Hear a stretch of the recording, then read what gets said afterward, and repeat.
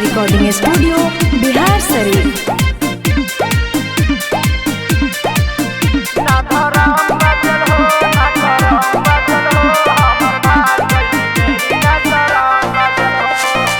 झूठो देखावा तानी हम रंगदारी लेके घुमाता नी लपुआ के टोली। झूठो देखावा तानी हम रंगदारी लेके घुमाता नी लपुआ के टोली।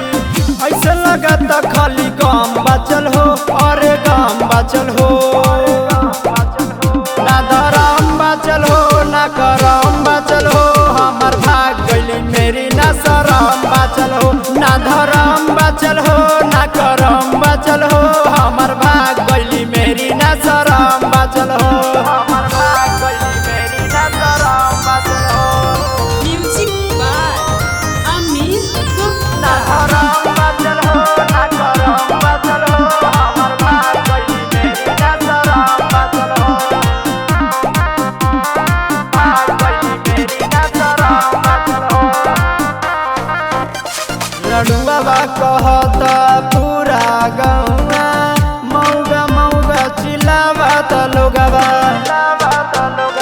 रडुआ कहता पूरा गौवा, मौगा मौगा चिल्लावत लोगवा। कहता दाम असो काम बचल हो, अरे काम बचल हो। ना धराम बचल हो ना करम बचल हो, हमर भाग गइली मेरी ना शरम बचल हो।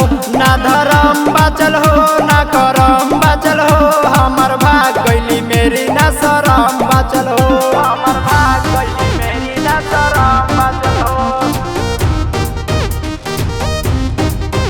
ना धराम बचल हो ना करम बचल हो, हमर भाग गइली मेरी ना शरम बचल हो।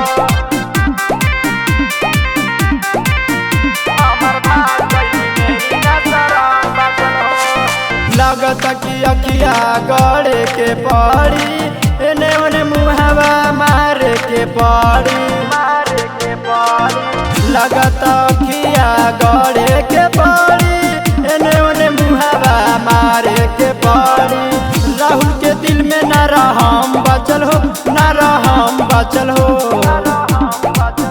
ना धराम बचल हो ना करम बचल हो, हमर भाग गइली मेरी ना शरम बचल हो। ना धराम बचल हो ना करम बचल हो, हमर भाग गइली मेरी ना शरम बचल हो।